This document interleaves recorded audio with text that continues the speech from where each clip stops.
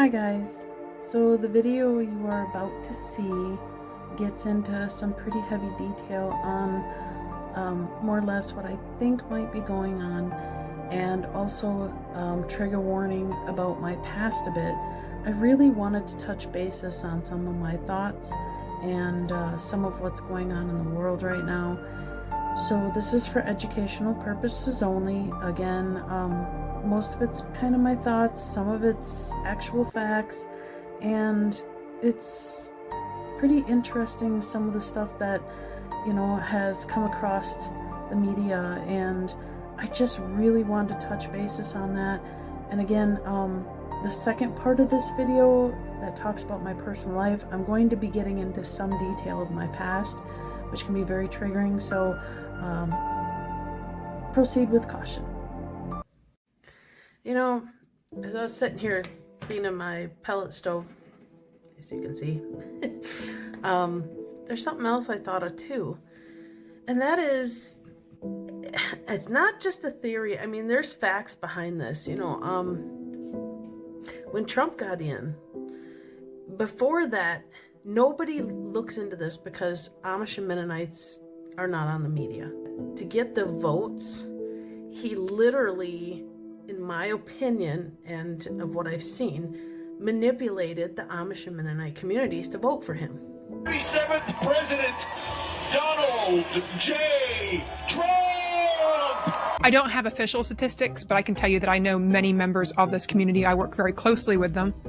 And absolutely, there is a significant increase in the number of them who are willing to vote this year for the first time ever. And I can tell you there are many who are going to be voting for the first time. How do I know that? Well, if you want to, look it up. Look up the videos on YouTube where the Amish and Mennonite are so excited about him. They're the first time they've ever voted, because usually Amish and Mennonites don't support government. Why do they support Trump? I think he manipulated them. And why not? They're not on media. They're not going to talk about it. They're getting something out of it. He supported their need to sell products without FDA approval, I think it was, or something like that. He basically gave them the giveaway to be able to sell unpasteurized things, you know, run their little stands, which is fine. But why should they get away with it when we can't get away with it? You are a lawyer, a litigator, and an activist, and you are reaching out to the Amish community to try to bring in their votes for Donald Trump. It's a matter of principle for you, I gather. A Lancaster County farmer was once again in court for violating food safety laws by selling raw milk without a permit. The Amish farmer was forced to stop selling raw milk in January after 2 E. coli cases from New York and Michigan. They interpret the raw milk permit as forfeiting your right to make yogurt, to make kefir, to make butter, to make cream. And as we speak, the state of Pennsylvania is trying to put him out of business and prohibit him from distributing food products to his customers who want his products. There are only, 80,000 Amish. That's not a very powerful voting bloc, or is it a bit of both? It's a combination, because with the Amish, you have about 80,000 voters that could make the difference in a state like Pennsylvania that's very close. But there's about another 250,000 people who depend upon the Amish for their own economic well-being. You don't believe me, but do you remember when Trump made that comment, how every little girl should only have 2 little dolls? Well, in most of the Amish and Mennonite communities, that's all they're allowed is faceless dolls, blocks without, you know, anything on them. It's very basic learning. They still think the world is flat, and they'll tell you it's flat. Their schooling is outdated, you know. So, but Trump had an obsession with them. Well, why? Well, the reason is because, think about it, their women are in order. They're not allowed to do anything without the permission of their husbands, other than, you know, what could benefit their husbands. Much of it we don't need. You know, somebody said, oh, the shelves are going to be open. Well, maybe the children will have 2 dolls instead of 30 dolls, you know, and maybe the 2 dolls will cost a couple of bucks more than they would normally. But we're not talking about something that we have to go out of our way. They have ships that are loaded up with stuff.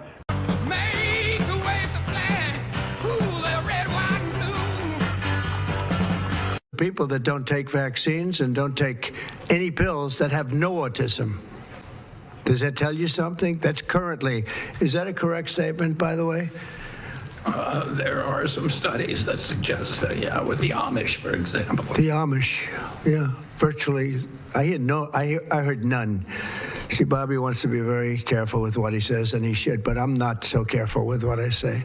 But you have certain groups. The Amish, as an example, they have essentially no autism.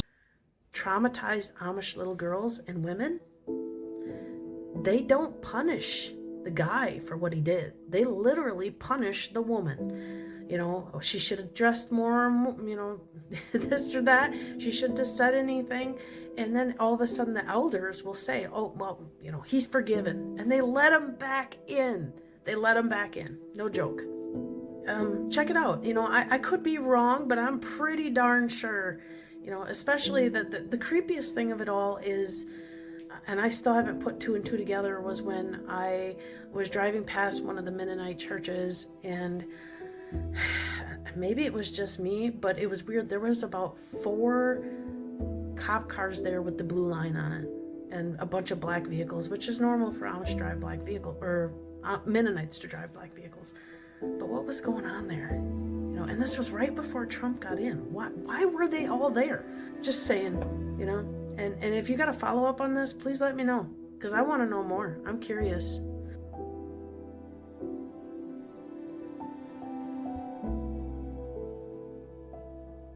I'm just sitting here eating some raisins. I've been feeling pretty good. Well, chocolate covered raisins. Back then, 92s, 93s, when my own abuse took place, and the FMSF took place, False Memory Syndrome Foundation. It's a big group.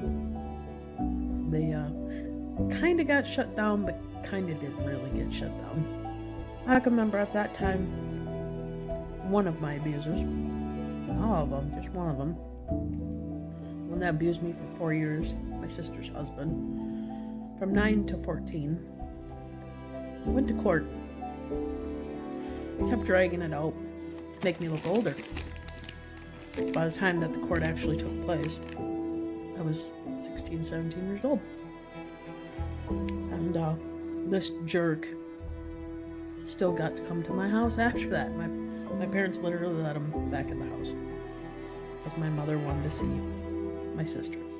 And to top it all off, my court case, it was shut down because, you wanna know why? Because the lawyer that my sister's husband had was part of the FMSF. And because he asked questions like, well, how come you can't remember the date of that incident? I can remember specifically if it was winter, summer, spring, but I couldn't give a date. So I had to be lying, right? First degree assault. La la la la la la la la. There are things in this world that a lot of people don't understand and don't know, and why some people like me or others that have severe trauma from those things. Because this stuff happened to us from age 2 on up. And our memories got scrambled up because it was confused between a love and hate relationship. But the people that should have been taking care of you. But it didn't happen, according to, you know, the FMSF lawyer, because I couldn't give a date. I've had reconstructive surgeries to my private areas. I have scars all over my body that show what happened, but it didn't happen, right? When I seen that woman that they've been talking about that literally couldn't turn around and acknowledge survivors, it didn't surprise me, because that's the same thing that happened to me in court. Couldn't even look at you. A child. I was a child, put on a stand to look at my first-degree sexual assault abuser. Because back then, they didn't care. They'd put you right in front of your abuser to testify. And all of a sudden, the world's opening their eyes now? I'm not trying to be a jerk about this, but it's been showing a long time. The little people that don't get seen. Generations upon generations of abuse. And it wasn't seen. People screaming from the windowsills, hey, this is happening to me. I threw hints all over the place. I threw hints to teachers, hints to my parents, hints to family members. I told my grandmother on my mom's side. You know what she told me?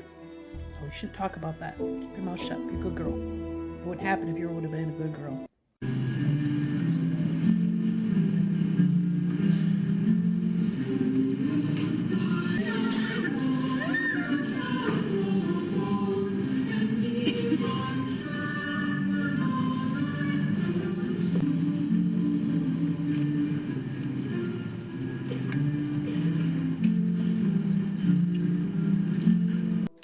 The only way that anything will truly change is if all the women stand up together and literally fight. And that ain't gonna happen either, because women are so caring. They're mothers. And they're so caring. They just really... It's difficult for a woman to feel that need to cause harm. It's troubling as a survivor to see these other survivors that is obviously been through trauma, not even be looked at by another woman that is so brainwashed